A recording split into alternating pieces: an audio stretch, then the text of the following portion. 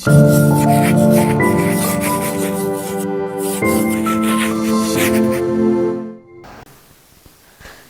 दोस्तों, राय पब्लिकेशन के YouTube channel में आप सभी का स्वागत है। हम सब मिलके राय पब्लिकेशन के द्वारा चालू की गई डायमंड सिलेक्शन सीरीज पढ़ रहे थे। डायमंड सिलेक्शन सीरीज में 2022-23 में आए हुए सभी प्रश्नों को हम हल कर रहे थे। ये आपके लिए आने वाली ईओआरओ, एलडीसी, आरएस वैकेंसियों के लिए बहुत इंपॉर्टेंट है। किस तरीके का पैटर्न आरपीएससी और आरएमएसएसबी बोर्ड के द्वारा फॉलो किया जा रहा है। हम सब राजस्थान भूगोल के क्वेश्चन कर रहे थे। भौतिक विभाजन के क्वेश्चन हमने इससे पहले कर लिए थे। भौतिक प्रदेश के क्वेश्चन हमने इससे पहले कर लिए थे।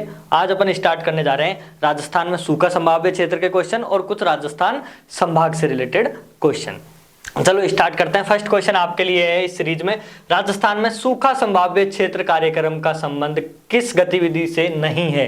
ध्यान रखना, सबसे पहले आपसे पूछा गया है किस गतिविधि से नहीं है। इंपॉर्टेंट क्या है, कौन सी गतिविधि से नहीं है, नहीं पूछा गया है। तो मिट्टी व नमी का संरक्षण करना, नमी का, तो मिट्टी और उसकी नमी का संरक्षण करना क्या सूखा संभाव्य क्षेत्र का कार्य है? बिल्कुल है। मिट्टी और उसकी नमी से ही तो उसकी गुणवत्ता होती है, तो यह कार्य होगा आपका। जल संसाधनों का विकास करना, बिल्कुल जल संसाधनों का विकास करना भी आपका कार्य है। वृक्षारोपण करना, सूखा संभाव्य क्षेत्र कार्यक्रम के दौरान वृक्षारोपण भी आपके किया जा रहा है। गरीबी निवारण करना, सूखा संभाव्य क्षेत्र कार्यक्रम का गरीबी से कोई लेना देना नहीं है, तो अपना ऑप्शन नंबर 4 गलत हो जाएगा। मतलब ऑप्शन 4 ही आपका इसका करेक्ट आंसर है। फिर अपन देखते हैं सूखा संभाव्य क्षेत्र कार्यक्रम कब चालू किया गया था। सूखा संभाव्य कार्यक्रम आपका 1975 में चालू किया गया था। अच्छा, कितने जिलों में कार्यरत है सूखा संभाव्य क्षेत्र? तो ये 8 जिलों में कार्यरत था। कब? जब ये 1975 में चालू किया गया था, तब 8 पूर्वी जिले राजस्थान के। इससे सबसे ज्यादा लोग कंफ्यूज होंगे कि सूखा संभाव्य क्षेत्र कार्यक्रम है ये आपका पश्चिमी जिलों में चल रहा होगा, क्योंकि मरुस्थल में भी ये, पर नहीं, ये पूर्वी जिलों में चल रहा है। राजस्थान के 8 पूर्वी जिले, ठीक है, पूर्वी जिलों में चल रहा है। क्यों? क्योंकि उन क्षेत्रों को ही बचाना है अब। और वर्तमान में ये 11 जिलों में कार्यरत है। कितने जिलों में कार्यरत है? 11 जिलों के 32 खंडों में, 32 खंडों में कार्यरत है। तो अपन ने क्या देखा, सूखा संभाव्य क्षेत्रीय कार्यक्रम में 1975 में चालू हुआ। 1975 में 8 पूर्वी जिलों से राजस्थान से संबंधित था। अभी 11 पूर्वी जिले इसमें सम्मिलित है। उनके 32 खंडों में कार्यक्रम चल रहा है। साथ ही में मिट्टी की गुणवत्ता, संरक्षता को बढ़ाना और जल संसाधनों का विकास करना, वृक्षारोपण करना इसके कार्य हैं। अब इस सीरीज में आपके लिए नेक्स्ट क्वेश्चन है, राजस्थान में बार बार अकाल एवं सूखा का क्या कारण है। ये क्वेश्चन अभी आपके सीईटी में पूछा गया है कि राजस्थान में अकाल और सूखे का मेन कारण क्या है। तो मेन कारण क्या है बताओ? अनियमित वर्षा होना, पहला ऑप्शन है आपके लिए अनियमित वर्षा होना। दूसरा ऑप्शन है वनों की कटाई। तीसरा जल का अविवेकपूर्ण उपयोग करना। और जो चौथा ऑप्शन है आपके लिए वो है भूमि का कटाव करना। अच्छा, ये चारों के चारों आप ये बताओ पहले कि सूखा लाने के लिए, अकाल लाने के लिए कारण है क्या? बिल्कुल है। वनों की कटाई करने से भी अकाल आता है, जल का अविवेकपूर्ण उपयोग करने से, पानी की कमी होने से भी अकाल आता है, और भूमि के कटाव से भी आपके अकाल जैसी और सूखे जैसी संभावनाएं उत्पन्न होती है। परंतु राजस्थान में जो सबसे इंपॉर्टेंट रोल अदा करता है सूखा और अकाल आने में, वो करता है आपके अनियमित वर्षा। राजस्थान में आपको पता है वर्षा का कोई पता नहीं है कब किस साल कितना हो जाए। कभी बाढ़ आ जाती है तो इतनी बारिश हो जाती है कि बाढ़ आ जाती है, कभी इतनी कम बारिश होती है कि अकाल आ जाता है। ठीक है, तो अनियमित वर्षा होना राजस्थान में मुख्य कारण है। अब राजस्थान पढ़ते हैं, राजस्थान ज्योग्राफी पढ़ते हैं, तो देखते हैं कि एक तरफ तो राजस्थान में मात्र 10 डिग्री जैसलमेर के साथ साइड तो कितनी 10 सेंटीमीटर बारिश रेखा की लाइन है, और कहीं कहीं आपको झालावाड़ और जो माउंट आबू है वहां देखने को मिलेगा कि वहां वर्ष भर बारिश होती रहती है। तो अनियमित वर्षा होती है, कोई फिक्स नहीं होता कब कितनी कम बारिश हो जाए।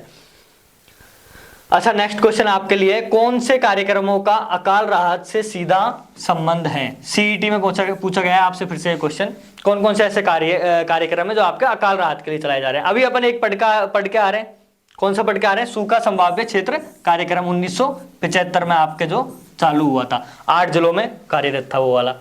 नरेगा सूखा संभाव्य क्षेत्र से है क्या? नहीं, नरेगा तो ग्रामीण क्षेत्र में रोजगार प्रोवाइड करने से, अपन ने पढ़ा है आर्थिक समीक्षा के अंदर, तो ये तो ऑप्शन आपका हट जाएगा यहीं। साथ ही में मरुस्थलीय विकास कार्यक्रम और सूखा संभाव्य क्षेत्र कार्यक्रम दोनों, तो सूखा संभाव्य क्षेत्र कार्यक्रम तो अपन पढ़ के आ रहे हैं। क्या मरुस्थलीय विकास कार्यक्रम है ये आपके सूखा संभाव्य क्षेत्र से रिलेटेड है? जिसके नाम में ही लिख रखा है मरुस्थलीय विकास कार्यक्रम, वो बिल्कुल आपके सूखा संभावित क्षेत्र से रिलेटेड है। मरुस्थलीय विकास कार्यक्रम आपके 1977-78 से चल रहा है, राजस्थान में कार्यरत है। अच्छा देखो, इसके नाम में लिख रखा है मरुस्थलीय विकास कार्यक्रम, मतलब जो मरुस्थलीय जिले हैं उनका विकास का कार्यक्रम है। तो राजस्थान में मरुस्थलीय जिले कितने हैं? सभी को पता है, राजस्थान में 12 मरुस्थलीय जिले हैं। कितने जिले हैं? 12 मरुस्थलीय जिले। तो ये जो कार्यक्रम है कितने जिलों में चलेगा? 12 जिलों में चलेगा। 77-78 से आपके चल रहा है। इसका काम भी क्या है? वही सूखा संभावित क्षेत्रीय कार्यक्रम का क्या है कि ऐसे क्षेत्र जिनमें सूखा नहीं पड़े अभी। और मरुस्थलीय विकास कार्यक्रम का काम क्या होगा? जिन क्षेत्रों में पहले से सूखा है, मरुस्थल है, उनके प्रसार को रोकना। ठीक है, तो ये 12 जिलों में, इन 12 जिलों के प्रसार को रोकना कब चालू किया है? 77-78 में आपके चालू किया गया था। फिर नेक्स्ट क्वेश्चन है आपके, जो आपके सीईटी ग्रेजुएशन लेवल में ही पूछा गया है। राजस्थान में संचालित सूखा संभावित क्षेत्र कार्यक्रम, अभी अपन पढ़ के आए 1975 वाला सूखा संभावित क्षेत्र कार्यक्रम की वित्तीय व्यवस्था जो है वो केंद्र और राज्य में कितने % हिस्सेदारी इसकी है? जल्दी से आंसर बताओ आप। 50-50, 60-40, 75-25 या 90-10? कितनी है केंद्र और राज्य की? केंद्र सरकार का कितना वित्तीय पोषण है इसमें और राज्य सरकार का वित्तीय पोषण कितना है? मैं आपको बता दूं, सूखे से रिलेटेड जो अपन ने दोनों अभी कार्यक्रम पढ़े, मरुस्थलीय विकास कार्यक्रम और सूखा संभावित क्षेत्र कार्यक्रम, दोनों में केंद्र और राज्य सरकार का जो वित्त पोषण है वो 75-25 का है। 75 तो आपके केंद्र सरकार का है, 25 आपके राज्य सरकार का। अच्छा, ये कब से ये भी पूछा जाता है? तो 1999 में भारत सरकार की एक कमेटी बनी थी, उसने डिसाइड किया था कि इन दोनों जो कार्यक्रम चल रहा है इसमें 75% तो आपके केंद्र सरकार का है और 25% राज्य सरकार का है। उससे पहले दोनों किसके थे? उससे पहले राजस्थान सरकार इसका निर्वहन करती थी। ठीक है, नेक्स्ट क्वेश्चन आपका है इससे रिलेटेड। राजस्थान के लिए कहावत अकाल से रिलेटेड एक कहावत है, तीजो कुरियो आठवो काल। इसमें कुरियो का क्या अर्थ है? वन रक्षक का जो आपका एग्जाम हुआ था इसमें ये क्वेश्चन आया था।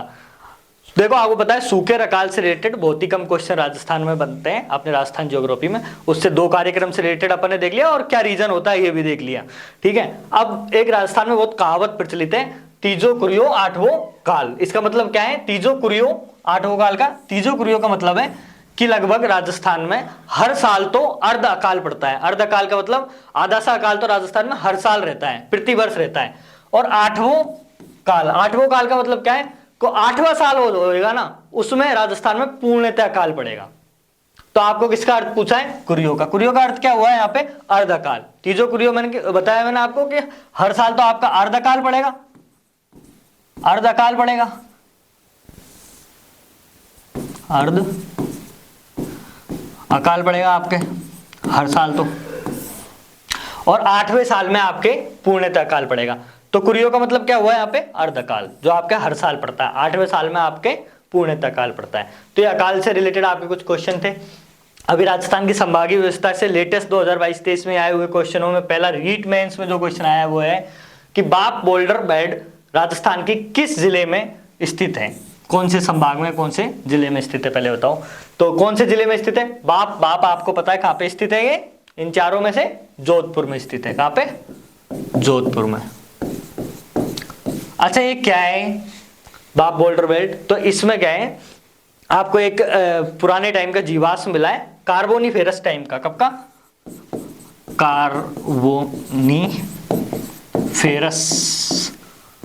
कार्बोनिफेरस युग का आपको स्रोत मिला है। उसमें क्या मिला है कि जो वहां के पत्थर वगैरह है उनमें कुछ घिसने के निशान मिले हैं। घिसने के निशान किससे हैं? वो हिमबाहित निशान है। हिमबाहित कौन से? मतलब पहले यहाँ पे बर्फ का पहाड़ हुआ करता था, उनमें पहाड़ों में जब आपस में फिसलन हुई या पहाड़ टूटा, स्लाइड टूटती है, उससे जो खरोच वहां पे बनी तो वो उन पत्थरों पे कहीं कहीं दिखाई दे रही है। तो हिमबाहित क्षेत्र मिला है। कौन सा मिला है? हिमबाहित। इन दोनों शब्दों को आप याद कर लेना। हिमबाहित का मतलब क्या है कि जब बर्फ वहां से फिसली, बर्फों का वहां वो फिसला तो गोलाकार जो पत्थर है उन पे वो निशान आपको अभी तक देखने को मिलते हैं। और ये कौन से काल के निशान है? कार्बोनिफेरस युग के निशान है। कहाँ पे मिले? जोधपुर में मिले, आपके बाप बोल्डर बेल्ट में मिले। नेक्स्ट क्वेश्चन आपका है, राजस्थान का कौन सा संभाग सर्वाधिक क्षेत्रफल घेरता है? अच्छा, राजस्थान में टोटल कितने संभाग हैं ये देख लेते हैं अपन पहले, और कौन कौन से संभाग की क्या क्या खासियत है ये देखते हैं। ठीक है, तो ये अपने राजस्थान का मैप है, आप सभी जानते हो। राजस्थान में कितने जिले हैं टोटल? तो राजस्थान में टोटल 33 जिले हैं। राजस्थान में आपके टोटल 33 जिले, 33 जिलों को राजस्थान में 7 संभागों में डिवाइड कर रखा है। अपन देख लेते हैं एक बार राजस्थान के मैप के अकॉर्डिंग जल्दी से कि कौन कौन से संभाग में कौन कौन से जिले हैं। सबसे ऊपर अपना है बीकानेर संभाग। बीकानेर संभाग में 4 जिले हैं। कौन कौन से जिले हैं? सबसे पहले कौन सा है? बीकानेर संभाग।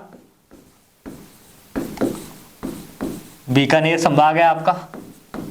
बीकानेर संभाग में आपके 4 जिले, आपका बीकानेर हो गया एक तो, ठीक है, मैं शॉर्ट में लिख रहा हूं यहाँ पे, बीकानेर, गंगानगर, हनुमानगढ़ और चूरू, ठीक है। तो ये तो आपके बीकानेर संभाग में 4 जिले हो गए। फिर आपके सबसे बड़ा संभाग कौन सा है? आप खुद ही देख लो इस क्षेत्रफल में की दृष्टि से आपको सबसे बड़ा संभाग कौन सा दिखाई दे रहा है? ये वाला। इसका नाम क्या है? जोधपुर संभाग, ठीक है, जोधपुर संभाग। जोधपुर संभाग में टोटल कितने जिले हैं आपके? 6 जिले। 6 जिले कौन कौन से?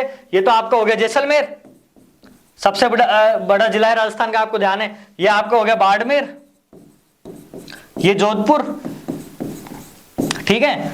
ये वाला जिला आपका कौन सा होएगा? जालोर, ये आपका होएगा सिरोही और ये आपका पाली। तो राजस्थान जो जोधपुर संभाग है इसमें आपके कौन कौन से जिले हो गए? जैसलमेर, बाड़मेर, जालोर, सिरोही, पाली और जोधपुर। 6 जिले हो गए इसके अंदर। और क्षेत्रफल की दृष्टि से देखो, राजस्थान का सबसे बड़ा संभाग है, परंतु जनसंख्या की दृष्टि से नहीं, आपको पता है यहाँ कम लोग रहते हैं।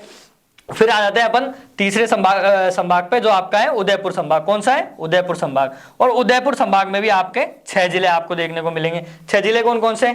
उदयपुर हो गया आपका एक, उदयपुर के अलावा राजसमंद, राजसमंद के अलावा आपका चित्तौड़गढ़, प्रतापगढ़, डूंगरपुर और बांसवाड़ा, ठीक है। तो उदयपुर संभाग में भी आपके कितने जिले हैं? 6 जिले हैं आपके। फिर आ जाता है आपका कोटा संभाग। कोटा संभाग में आपके 4 जिले हैं। कोटा संभाग में कितने जिले हैं आपके? 4 जिले हैं। 4 जिले कौन कौन से? एक तो आपके कोटा हो गया, बूंदी हो गया, बारा हो गया और झालावाड़ हो गया, ठीक है। फिर भरतपुर संभाग पे आ जाते हैं। आपका 5वां संभाग कौन सा है? भरतपुर संभाग। भरतपुर संभाग में कितने जिले हैं आपके? 4 जिले हैं। 4 जिले कौन कौन से हो गए आपके भरतपुर संभाग में? भरतपुर, धौलपुर, करौली और सवाई माधोपुर। जयपुर संभाग में आपके 5 जिले। अभी तक अपन ने कौन कौन से पढ़ा? बीकानेर संभाग जिसमें 4 जिले हैं, जोधपुर संभाग सबसे बड़ा क्षेत्रफल की दृष्टि से जिसमें 6 जिले हैं, उदयपुर संभाग जिसमें भी 6 जिले हैं आपके, और कोटा संभाग में 4 जिले हैं, भरतपुर संभाग में 4 जिले हैं। अब आपके 2 संभाग बचते हैं, 5 हो गए, 2 बच रहे हैं। कौन कौन से? जयपुर और अजमेर, ठीक है। तो अजमेर संभाग में आप देख रहे हो बीच के 4 जिला आ रहे हैं। कौन कौन सा आ रहा है? अजमेर आ रहा है, नागौर आ रहा है, टोंक आ रहा है और भीलवाड़ा आ रहा है। बच्चे कुछ 5 जिले बचते हैं आपके, जयपुर, दौसा, सीकर, झुंझुनू और अलवर। ये 5 जिले आपके जयपुर में आ जाते हैं। अच्छा, जयपुर संभाग जो है आपके, कौन सा? जयपुर संभाग, जिसके अंदर आपके कितने जिले आ रहे हैं? 5 जिले आ रहे हैं। ये जनसंख्या की दृष्टि से सर्वाधिक है, इसमें जनसंख्या सर्वाधिक है। और जो जोधपुर संभाग है ये क्षेत्रफल की दृष्टि से सर्वाधिक है, क्षेत्रफल की दृष्टि से सबसे बड़ा है। तो सबसे ज्यादा जनसंख्या जयपुर संभाग में और सबसे ज्यादा क्षेत्रफल जोधपुर संभाग का, ठीक है। और जिलों का वर्गीकरण आप इसका स्क्रीनशॉट ले सकते हो जल्दी से। अच्छा, फिर संभागीय व्यवस्था से रिलेटेड 2 क्वेश्चन जो और आते हैं, ये तो आपके कौन कौन से संभाग हो गए वो, और 2 क्वेश्चन जो सबसे ज्यादा एग्जाम में आते हैं डायरेक्ट अपन देख लेते हैं। संभागीय व्यवस्था पे 1948 से 49 से चालू हो गई थी संभागीय व्यवस्था, उस पर फिर रोक लगा दी थी। रोक किसने लगाई थी? 1962 के अंदर मोहनलाल सुखाड़िया जब मुख्यमंत्री थे तो उन्होंने 1962 में संभागीय व्यवस्था समाप्त कर दी थी। परंतु हरदेव जोशी जब 1987 में वापस से आपके मुख्यमंत्री बने थे तो इन्होंने संभागीय व्यवस्था चालू कर दी थी। तो ठीक है, अपन को ये बात याद रखनी, 1962 में मोहनलाल सुखाड़िया ने संभागीय व्यवस्था समाप्त की और 1987 में हरदेव जोशी ने संभागीय व्यवस्था चालू कर दी थी। नेक्स्ट, तो ये क्वेश्चन देखिए, राजस्थान का कौन सा संभाग राज्य में सर्वाधिक क्षेत्रफल रखता है? तो अभी अपन देख के आ रहे हैं कौन सा संभाग रखता है? जोधपुर संभाग रखता है। जनसंख्या कौन सा रखता है? जयपुर रखता है। फिर आता है राजस्थान में संभागीय आयुक्त व्यवस्था को कब पुनर्जीवित किया गया? देखो ये क्वेश्चन, देखो आप कॉलेज व्याख्याता में आपका पूछा गया है 19 में, फिर बाद में JN में भी आपको पूछा गया है 2022 के अंदर, ठीक है। तो संभागीय व्यवस्था को पुनर्जीवित कब किया गया था? 1987 में किसके द्वारा किया गया था? हरदेव जोशी के द्वारा किया गया था। अभी देख के आ रहे हैं अपन, किसके द्वारा? हरदेव जोशी के द्वारा किया गया था। अच्छा, कमेंट सेक्शन में जल्दी से बताओ, समाप्त किसके द्वारा किया गया था? निम्नलिखित में से किस वर्ष 12 जिला राजस्थान के कोटा से अलग हुआ था? संभागीय व्यवस्था से रिलेटेड ही क्वेश्चन है। जल्दी से बताओ कि 12 जिला है जो राजस्थान का, वो किस वर्ष में कोटा से अलग होके बना था? अच्छा, पहली बात तो ये कि 12 जिला कोटा से अलग होके बना, कब बना इनमें से आपके? 1991 में बना। अच्छा, 12 के साथ साथ कौन सा जिला बना था फिर? दौसा। 1991 में आपके दौसा जिला 12 से अलग होके बना, ठीक है, 1991 के अंदर ही। फिर मैं आपको बता दूं, आपका 1995 के अंदर हनुमानगढ़, कौन सा? हनुमानगढ़, कब? 1995 में। फिर आपके करौली, करौली कब बना? 1997 में। और आपसे पूछा जाए राजस्थान का लेटेस्ट जिला, 33वां जिला कौन सा है? तो राजस्थान का 33वां जिला कौन सा है राजस्थान का? आपका प्रतापगढ़, प्रतापगढ़। और ये कब बना था आपके? 2008 में बनाया आपके, ठीक है, याद रहेगा इतना। संभागीय व्यवस्था से रिलेटेड इंपॉर्टेंट फैक्ट आपको हो गए। अच्छा, साथ में बता दूं, आपके संभागीय व्यवस्था में सबसे लेटेस्ट संभाग कौन सा है? चलो जल्दी से कमेंट सेक्शन में बताओ कि सबसे लेटेस्ट संभाग, नया संभाग कौन सा है? नया संभाग कौन सा है? भरतपुर है आपके। कब बना था भरतपुर आपके? 2005 में बना था। संभागीय व्यवस्था इस बार के एग्जाम पेपरों के लिए इंपॉर्टेंट क्यों हो जाती है? क्योंकि राजस्थान में नए जिले बनने की होड़ चल रही है, तो इससे रिलेटेड क्वेश्चन आपके एग्जाम में आ सकता है। नेक्स्ट क्वेश्चन है, भारत का प्रथम डिजिटल आर्काइव राजस्थान के किस स्थान पर स्थित है? सबसे पहले देखो डिजिटल आर्काइव क्या है, पहले तो आप इसका आंसर जल्दी से बताओ कि भारत का प्रथम जो डिजिटल आर्काइव है वो राजस्थान में कहाँ है? मैं बता दूं आपको, बीकानेर में है। अब देखते हैं अपन डिजिटल आर्काइव क्या होता है। डिजिटल आर्काइव कुछ नहीं है, डिजिटल लाइब्रेरी होती है जिसमें पुराने जितने भी ऐतिहासिक अपने डॉक्यूमेंट्स होते हैं, ओरिजिनल डॉक्यूमेंट्स होते हैं, उनको संभाल के रखा गया है। ये बीकानेर में अपने खोली गई है भारत की पहली डिजिटल आर्काइव, जिसमें 1000 के करीब आपके ऐतिहासिक डॉक्यूमेंट्स को रखा गया है, ओरिजिनल डॉक्यूमेंट्स को रखा गया है। तो ऐतिहासिक ओरिजिनल डॉक्यूमेंट्स है वो इसके अंदर रखा गया है। कहाँ खोली गई है? आपके बीकानेर में खोली गई है। ये बहुत मोस्ट इंपोर्टेंट क्वेश्चन है, याद रखना, अभी रीट मेंस में क्वेश्चन आया है। नेक्स्ट क्वेश्चन है, राजस्थान का एकमात्र स्थलीय उल्कापिंड प्रहार क्रेटर कहाँ पे स्थित है? आपको ये बताना है। तो उल्कापिंड क्रेटर, राजस्थान का एकमात्र उल्कापिंड क्रेटर कहाँ पे? रामगढ़ 12 में। अच्छा, ये कब मिला था? चलो जल्दी से बताओ। 1869 के अंदर भारतीय पुरातत्व विभाग ने इसकी खोज की थी, ठीक है। और अभी इसको जियो हेरिटेज के रूप में अपन विकसित भी कर रहे हैं। याद रखना, जियो हेरिटेज के रूप में किसको विकसित कर रहे हैं? रामगढ़ 12 में जो आपका क्रेटर है, उल्कापिंड क्रेटर है, उसको कब खोजा गया था? 1869 के अंदर खोला गया था। अधोलिखित में से कौन सा युग्म प्राचीन अंचल आधुनिक जिले या जिले को सही सुमेलित नहीं करता? अच्छा, आप नहीं करता, सबसे पहले तो इस पर ध्यान देना, ये पूछा गया है आपसे। क्वेश्चन में पूछा गया है कि राजस्थान के जो नए संभागीय जिले, संभाग और जिलों के नाम आपको पता है, किसी को बीकानेर बोलते हैं अपन, किसी को क्या बोलते हैं, पुराने टाइम में इन जिलों के क्या क्या नाम होते थे, आपसे ये पूछा गया है, ठीक है। क्वेश्चन समझ गए? तो पहले बताओ, अवुर्ध प्रदेश, अवुर्ध में क्या दिख रहा है आपको? आबू जैसा कोई शब्द दिखता है? अवुर्ध प्रदेश किसको बोलते थे? सिरोही को बोलते थे। सही है ये वाली बात, सही है। सीवी जनपद किसको बोलते थे? सीवी जनपद आपने सुना होगा, उदयपुर वाला संभाग जो है, उदयपुर चित्तौड़गढ़ को सीवी जनपद बोला जाता था, बिल्कुल सही बात है। सपालदक्ष के बारे में आपने देखा होगा, आपकी ये महाभारत थी, उसमें सपालदक्ष अजमेर और नागौर वाले हिस्से को बोला जाता था। बागड़ सीकर झुंझुनू को बोला जाता था? नहीं, ये गलत है। बागड़ आपके किसका बोला जाता था? डूंगरपुर बांसवाड़ा को बोला जाता है। आज भी अपन बागड़ प्रदेश किसको बोलते हैं? डूंगरपुर बांसवाड़ा को बोलते हैं। सीकर झुंझुनू को बोलते हैं अपन बांगड़ प्रदेश, दोनों में अंतर है, ठीक है। बांगड़, ये बांगड़ किससे रिलेटेड है? खादर और बांगड़, जो जलोढ़ मिट्टी के प्रकार होते हैं ना, खादर और बांगड़ अपन ने बात की थी मिट्टी के प्रकार में, तो ये बांगड़ प्रदेश है सीकर झुंझुनू। और जो आपका बागड़ प्रदेश है वो है आपके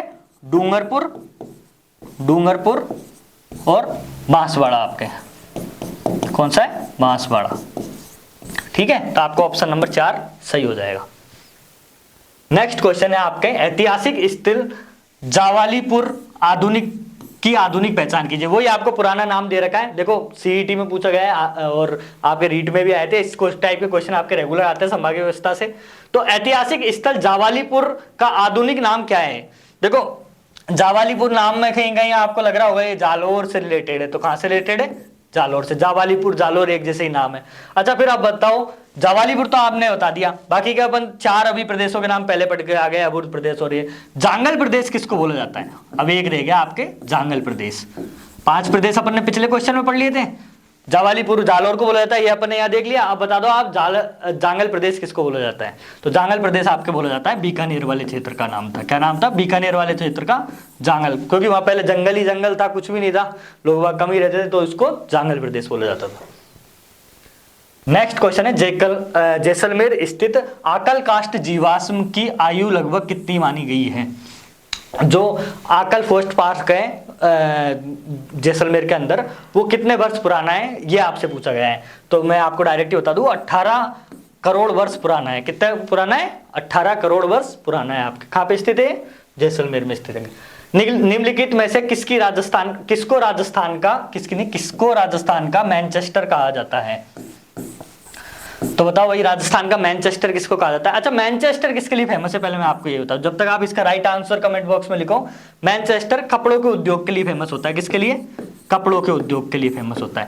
जहां कपड़े टेक्सटाइल का सबसे ज्यादा उद्योग किया जाता है वो मैनचेस्टर में, वर्ल्ड में सबसे ज्यादा कपड़ों का उत्पादन मैनचेस्टर के अंदर किया जाता है। तो राजस्थान के में सबसे ज्यादा टेक्सटाइल उद्योग कहां पे? भीलवाड़ा में आपके। तो राजस्थान का मैनचेस्टर किसको कहते हैं? भीलवाड़ा को कहते हैं। अच्छा जल्दी से बताओ, भीलवाड़ा किस संभाग में आता है राजस्थान के? मध्यवर्ती संभाग में। किसमें? मध्यवर्ती। कौन सा? अजमेर। भीलवाड़ा किसमें आता है आपके? मध्यवर्ती संभाग अजमेर के अंदर आता है। नेक्स्ट क्वेश्चन है आपके, राजस्थान की सूर्य नगरी नाम किसका है राजस्थान में? अच्छा, सूर्य नगरी किसको कहा जाता है? जैसलमेर को कहा जाता है क्या? सबसे ज्यादा पीला तो राजस्थान में जैसलमेर ही है। नहीं, बिल्कुल नहीं कहा जाता जैसलमेर को, आपको गलत मत याद रखना। सबसे ज्यादा राजस्थान की सूर्य नगरी कहा जाता है जोधपुर को। क्यों? क्योंकि ये शहर हमेशा चमकता रहता है सूर्य की रोशनी के कारण। अच्छा, जोधपुर का इसके ज्यादा और नाम क्या है? इसको नीली नगरी भी कहा जाता है। कैसी? नीली नगरी। सूर्य नगरी के साथ साथ जोधपुर को क्या कहा जाता है? नीली नगरी कहा जाता है। नीली नगरी क्यों कहा जाता है? यहाँ के ज्यादातर मकान नीले कलर से पुते हुए, जैसे जयपुर में पिंक कलर से पुते हुए इसलिए गुलाबी नगरी कहते हैं, ऐसे यहाँ पे नीले कलर के मकान आपको ज्यादा देखने को मिलेंगे, इसलिए नीली नगरी कहा जाता है जोधपुर को, और साथ में सूर्य नगरी भी कहा जाता है। नेक्स्ट क्वेश्चन और लास्ट क्वेश्चन आज की सीरीज का आपका है, राजस्थान के किस क्षेत्र के पंडारी मोदक प्रसिद्ध है? मोदक का मतलब जानते हो आप सभी लोग? मोदक क्या होते हैं? मुंह से चूहे, चूहे गणेश जी जिनके ऊपर अपनी सवारी करते हैं। तो राजस्थान में बताओ आप, चूहे से रिलेटेड कौन सा जिला है? अगर आपको याद आ जाए कि राजस्थान में उस जगह के चूहे प्रसिद्ध है, तो करणी माता बीकानेर। तो कौन सा खा के राजस्थान के पंडारी जो मोदक है, चूहे हैं, वो खा के प्रसिद्ध होंगे? बीकानेर के प्रसिद्ध होंगे। तो ये आपके संभागीय व्यवस्था से रिलेटेड कुछ क्वेश्चन थे। आने वाले सीरीज में हम आपका और क्वेश्चन भी लेके आएंगे इससे रिलेटेड। तो अगर आपको हमारी ये डायमंड सिलेक्शन सीरीज जिसमें 2022-23 में आए हुए क्वेश्चन हम आपको सोल्व करा रहे हैं पसंद आ रही हो, तो राय पब्लिकेशन के यूट्यूब चैनल को प्लीज लाइक, शेयर और सब्सक्राइब करें। धन्यवाद।